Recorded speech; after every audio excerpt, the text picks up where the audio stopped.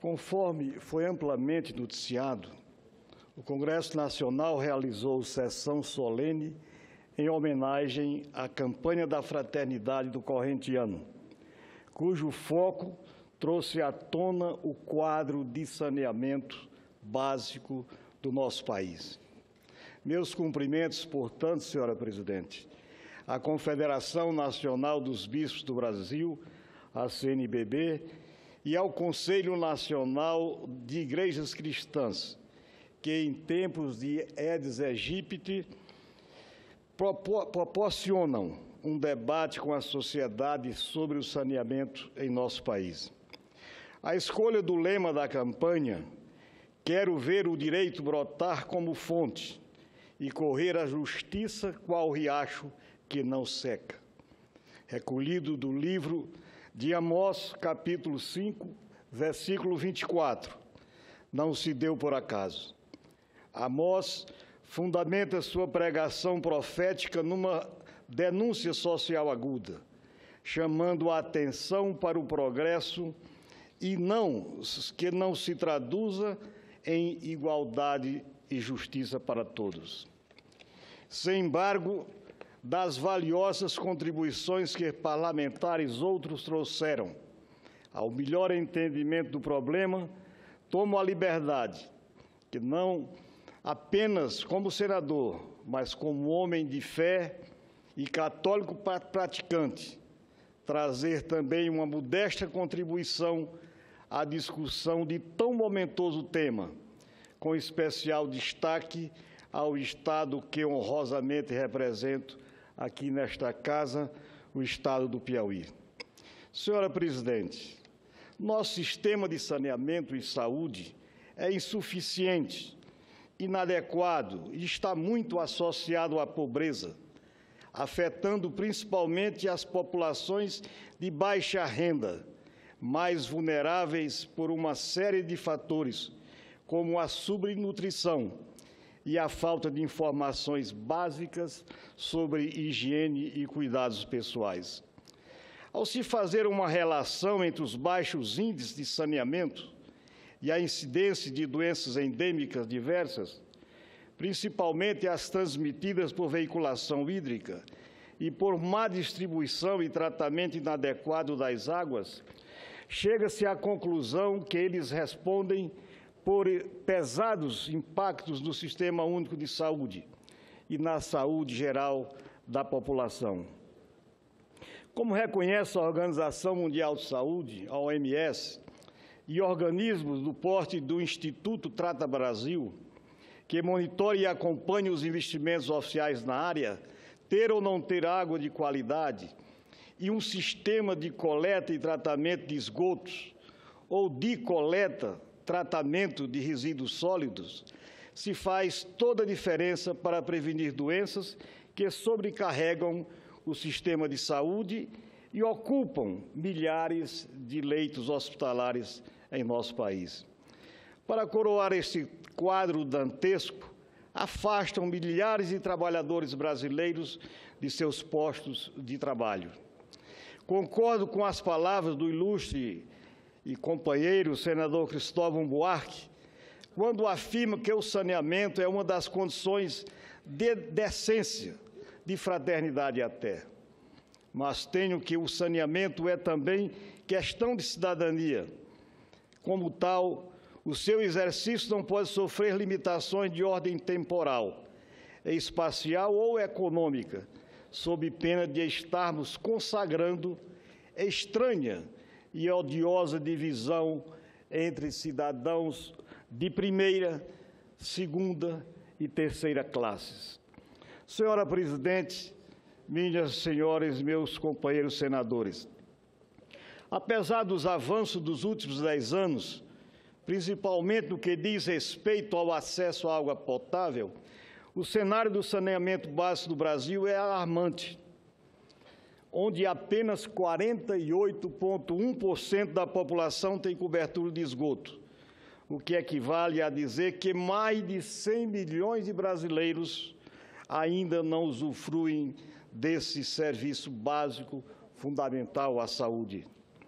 O governo federal, senhora presidente, pretende universalizar o saneamento básico do Brasil até 2033, com investimentos para o período de 302 bilhões para as obras de saneamento de água e esgoto, fora outro componente importantíssimo para os indicadores de saúde pública, que é a coleta e tratamento de resíduos sólidos, não incluído nesse cálculo de 300 e poucos bilhões de reais.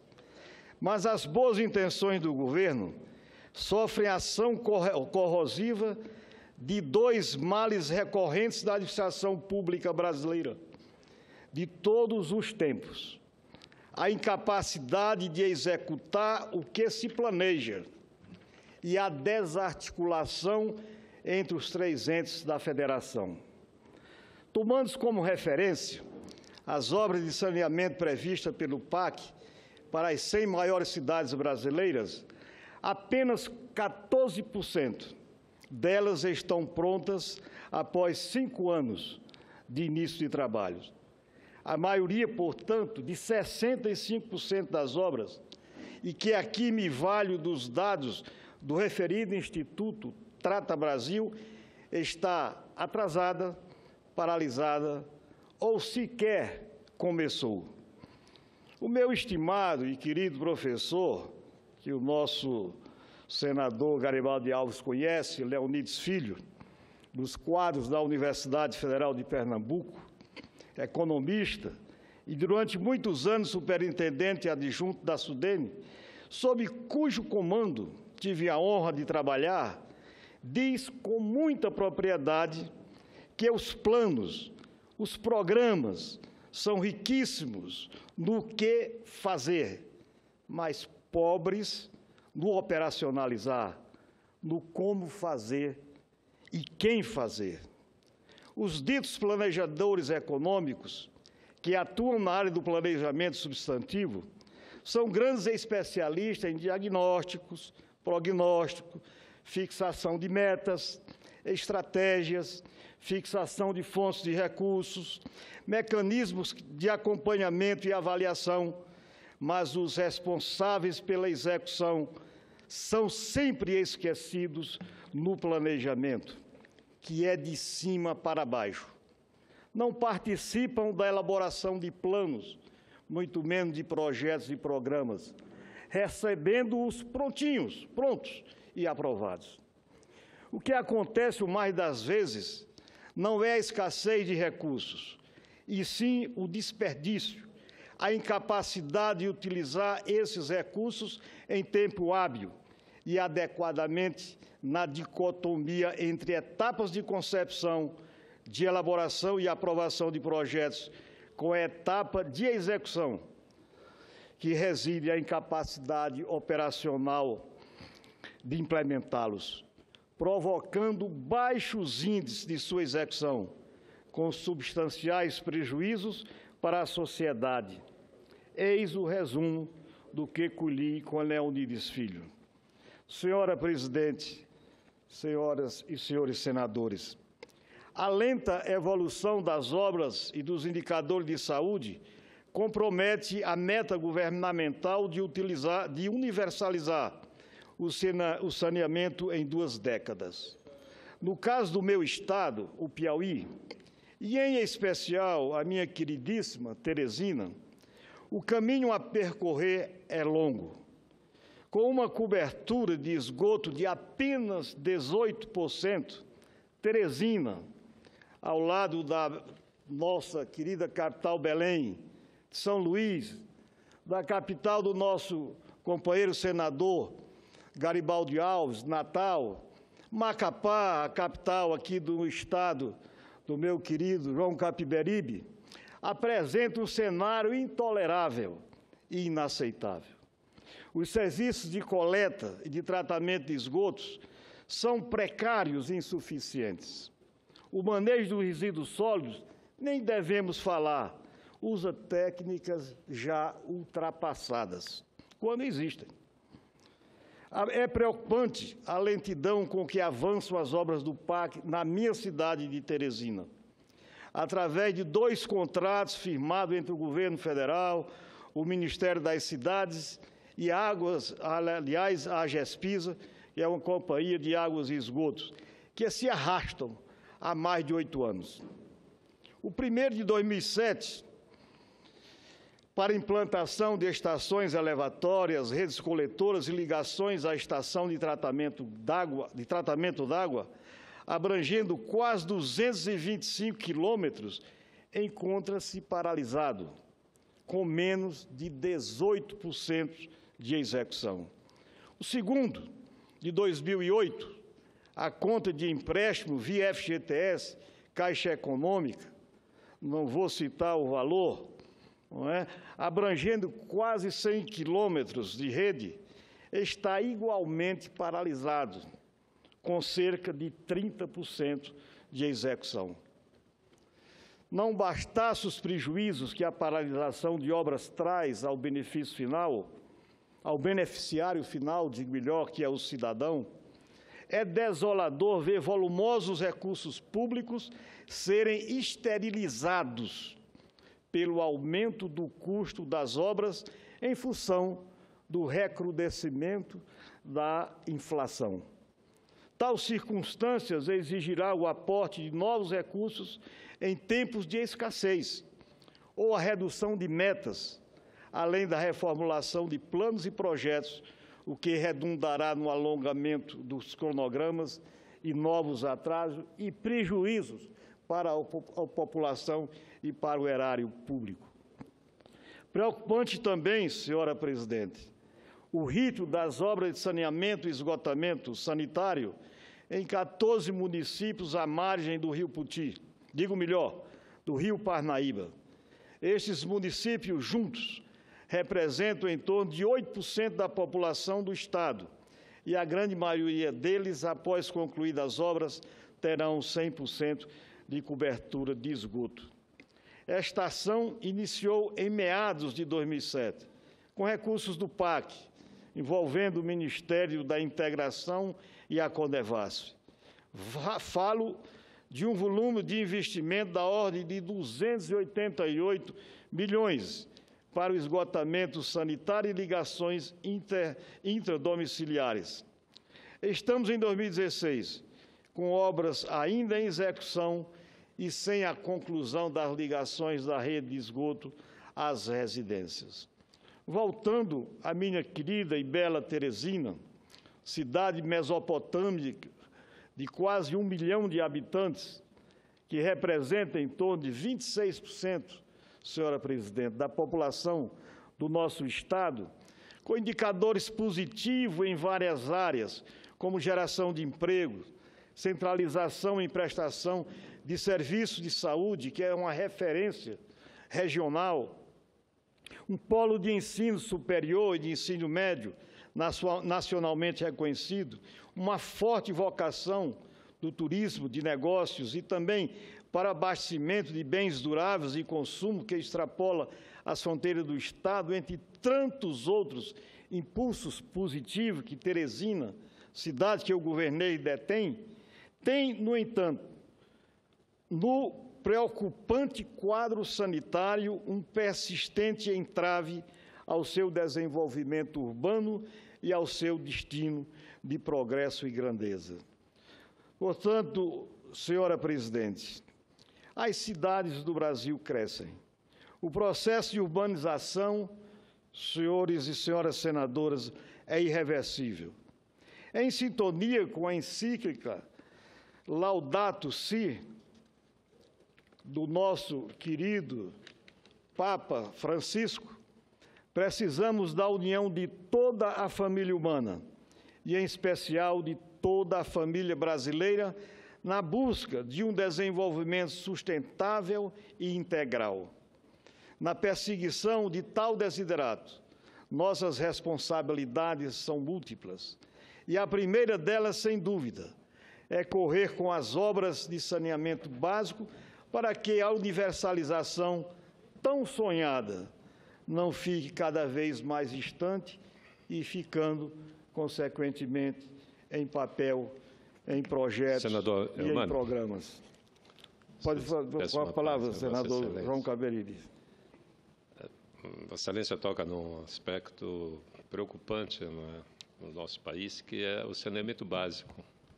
Nós ainda temos um percentual elevadíssimo de pessoas que vivem sem água tratada, sem rede de esgoto.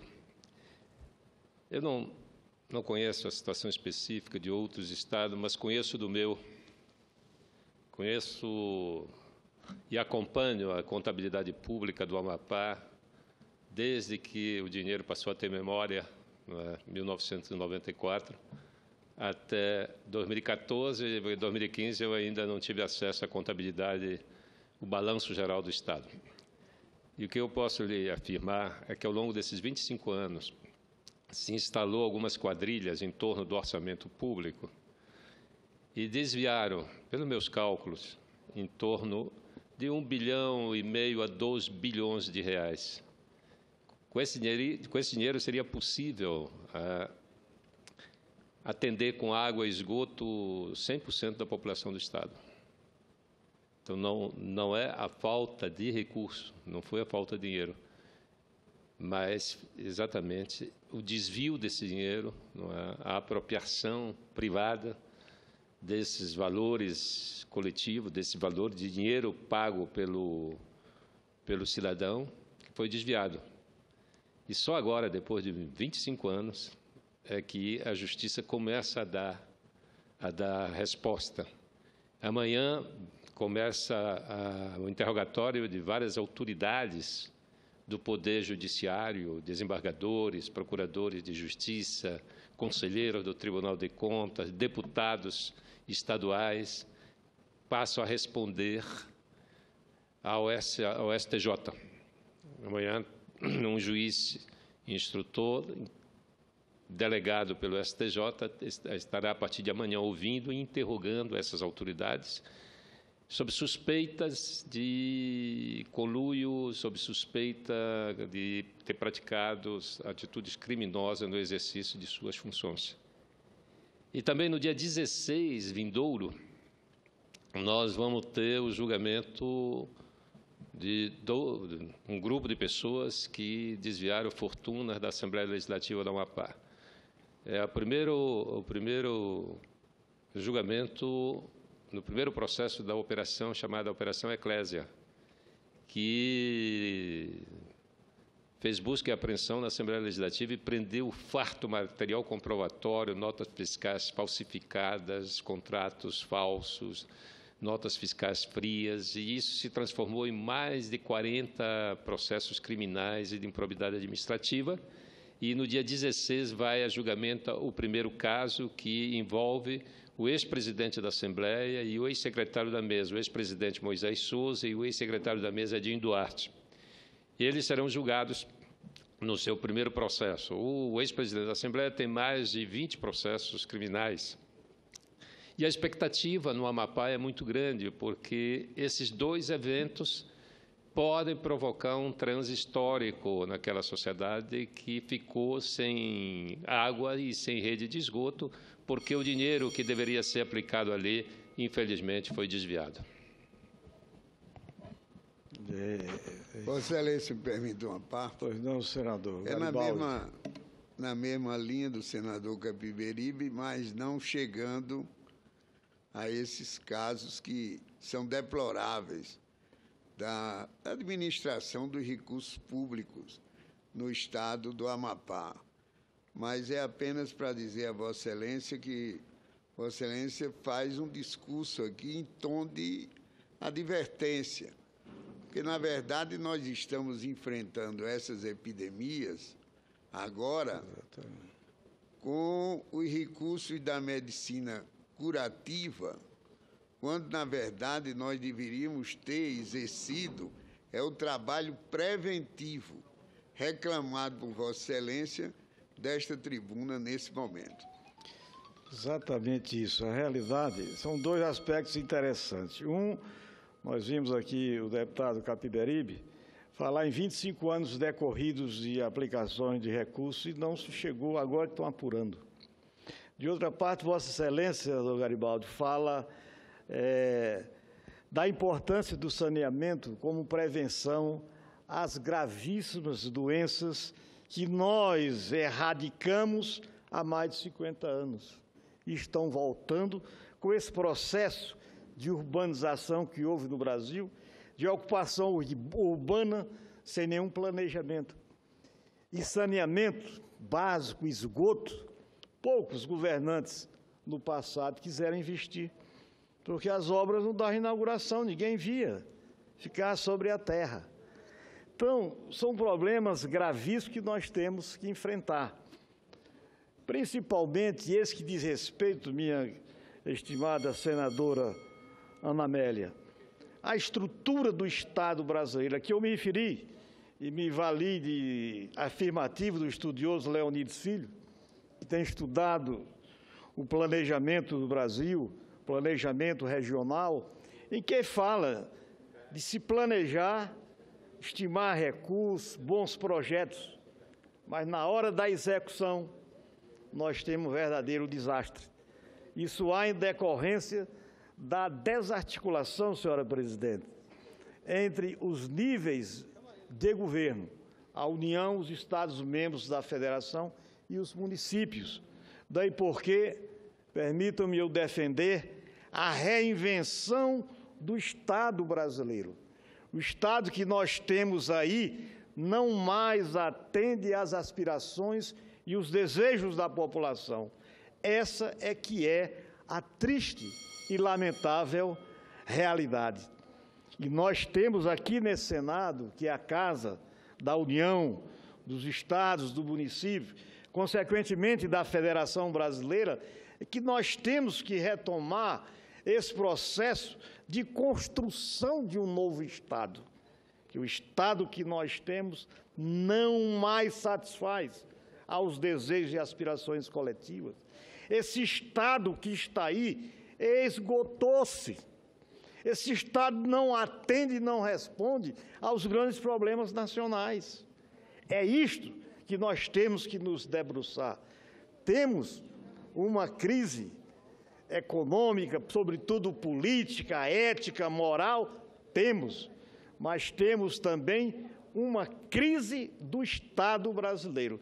Daí eu defender que nós passemos a nos debruçar sobre a reinvenção do nosso Estado.